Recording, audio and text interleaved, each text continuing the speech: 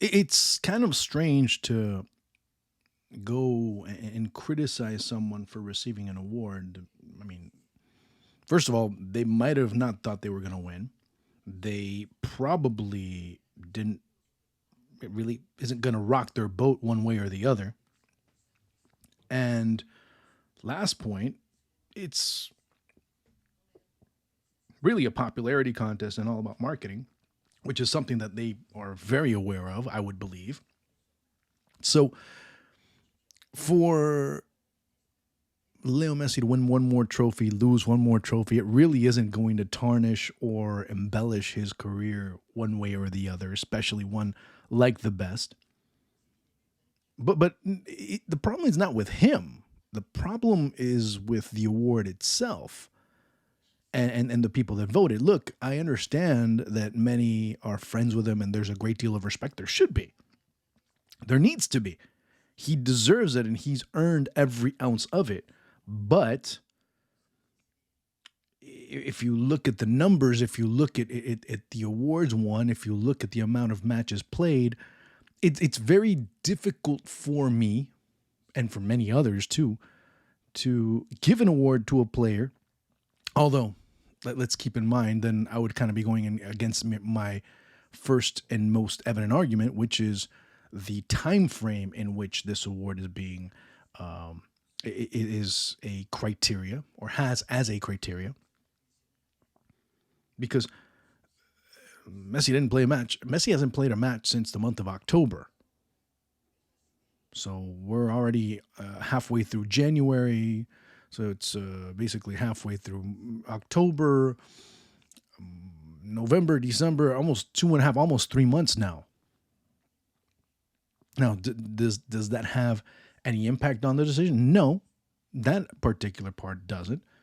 But again, like I said, if I use this, it kind of ends up invalidating what I said before. Because when you look at it from that perspective, well, the award's based on everything that happened after the World Cup, which is basically the month of January to August. Not me inventing things. Look at the criteria and look at the dates. Who had a better year? Now, you can say Erling Haaland, which is true, although his biggest downfall there, and maybe that is what ends up affecting him, and it's kind of unjust. He won everything. He won 5 trophies. 4 trophies this year, excuse me. So when all is said and done, then what? You know what I'm saying? Then where are we? Because is it a popularity contest? Is there a criteria that can be, whatever, I don't care. I'm going to vote for whoever. Well, fine. Then if it's, hey, I'm going to vote for whoever I please, then let us well know, and we'll take it seriously or not, or kind of give it the publicity or not.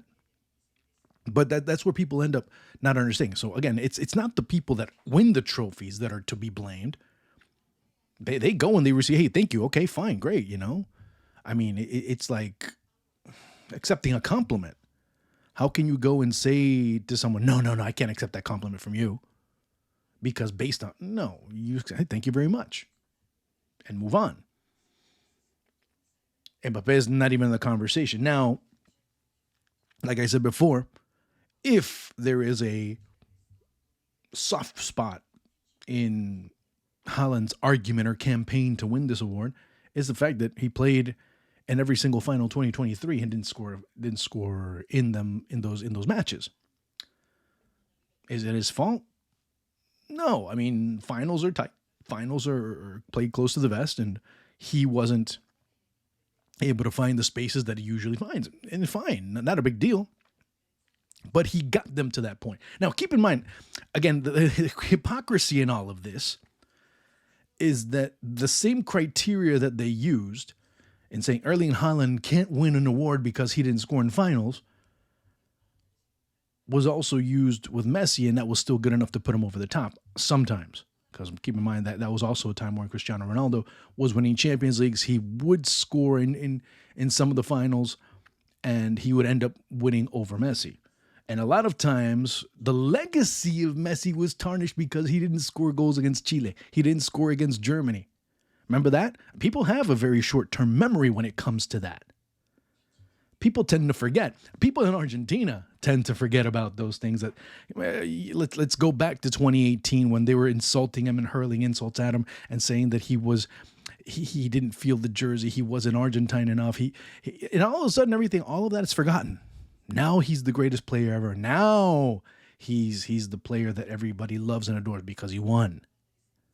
Because he won. He won a Copa America. He won a Finalissima. He won a World Cup. If that wouldn't have happened, I don't think that they would be idolizing him as much as they do now. Oh, yeah, they talk about the attitude change. Yeah, but what if the attitude change came and he never won anything? Now, again, I get into the world of supposition, and again, you see in the world of supposition, you end up finding a lot of clear arguments. Too bad it's supposition. But based on what you're seeing back then and what you see now, the total about face that occurred, you could find some reason in that. And again, it's not his fault. It's not Haaland's fault. It's not Mbappe's fault. It's not Rodri's fault. It's not Kevin De Bruyne's fault. It's not none of the players' fault. It's just the way that the system is established that people end up making these decisions and end up making all of these award popularity contests, just like they are in music. Let's not kid ourselves. Less like they are in the movies. It's about popularity contests and who's able to get the most publicity and who's able to drum up the most support in the media and within friends and within social media as well. Those are the ones that end up winning the Oscars, and those are the ones that end up winning the Grammys as well. So let's not make it sound like the best is just something unique and tainted all in and of itself, and the only entity that is corrupt, maybe a strong word, but is tainted, because it's not. Because all of these popularity contests are exactly that. Let's take them as they are. They are popularity contests. Now, if you tell me that it is an award based on, if you go and you say this is strictly an award that you must vote and your vote has to be based on this and only this, then fine. Many people that voted decided just put the middle finger up and kind of screw everything. Say, fuck this. I'm not voting. I'm voting for this guy because I feel like it. Then fine. Then say it. And it's totally just and it's totally fine if you tell us, the public, that it is going to be that. And many gave us that message based on how they voted. There's nothing wrong with that. But just tell us it's that now. And then we'll accept it as such. Because it ends up being that. So again, let's not focus our displeasure on one thing and one thing only, which is the players, without looking at the other side and seeing how these awards are set up and how these awards are established, because that's exactly that. So we look at and now that all ends up also saying, is it just Messi? Is it always going to be Messi? Look, people can be joking with a dose of seriousness, saying, even when he retires, he's going to be winning Ballon d'Ors. Maybe that would be the case. But that ends up leading to another question, ladies and gentlemen, in all of this. Who's that next big star? Who's that player that you say, he's just waiting there in the anchor leg of a 4x100, waiting for Messi to make the turn into the twilight of his career and waiting, sticking his arm out, waiting for that baton to be passed to him so he can continue taking the race on? I'm waiting for answers, guys. I can sit here and wait all day. I can sit here all day long and wait and wait and wait and wait and wait and wait, and we're not going to find it. Nowadays is not the case. I mean, let's go back even. What makes this argument even more compelling is if you look at the early stages of both. Fine, let me go there. Messi and Ronaldo.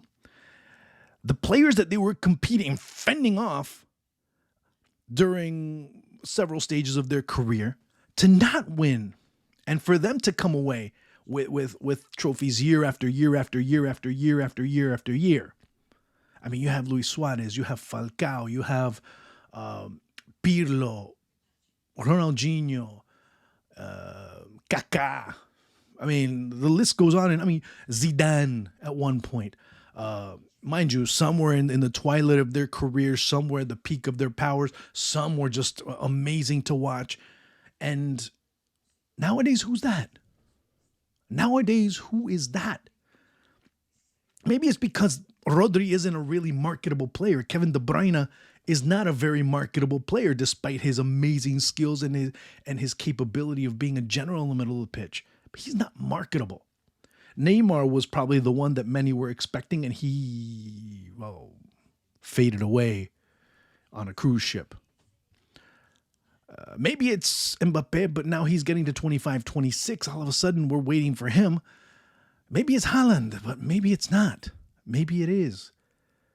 Maybe it's Julian Alvarez. But then again, the way that City looks at him, and if Haaland comes back, he's going to end up being second fiddle again. Although right now he's proving to be the best player for City. I mean, you could make an argument for Julian Alvarez at this point. That could he have been? Yeah, sure. He scored in finals. He was very effective. Maybe he didn't have the numbers of a Haaland, but he was just as effective, maybe even more so in certain facets of play. Who do we start looking at? Jude Bellingham? Maybe. Why not? But then Jude Bellingham, we have to wait and see what he develops into. He still hasn't answered a lot of questions. He still hasn't been the one that has come through, and it's unjust to do so with a player that's only 20 years old. But he's probably the one that looks guided in the proper direction and focused in that goal to not just be a part and a big part of the biggest club in the world, but being the biggest part of the biggest club in the world, which ends up putting you on a higher status and a pedestal that ends up putting you in a situation where every game matters for you. You are the center of attention week in and week out. And not only that, you end up becoming the center of attention in the media and also the center of attention when it comes to the opposition and their strategies. So where do we go? Where do we see things? Where do we start looking for that next star? Because again, like I said, let's not blame Messi. Let's not blame Mbappe. Let's not blame Haaland for what's going on. They've done what they had to do. Now, it's out of their hands as far as who gets elected. You know, it would be wonderful to see one of those other two win something because they deserve it. But the criteria isn't there. So maybe those are the two. Maybe those are the ones that we have to look at going into the future. Because to be honest with you, it ends up being very weird that how things are as well. Because you have a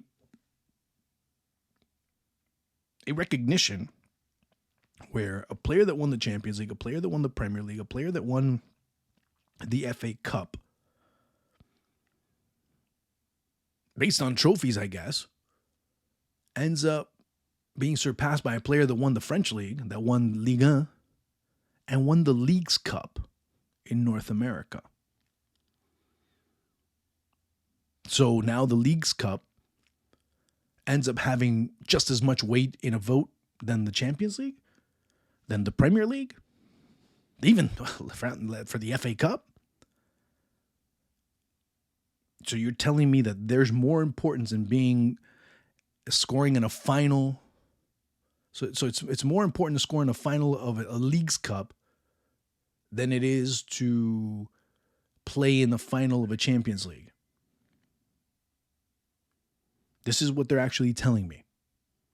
This is what actually being, if you use the logic of, hey, you know what?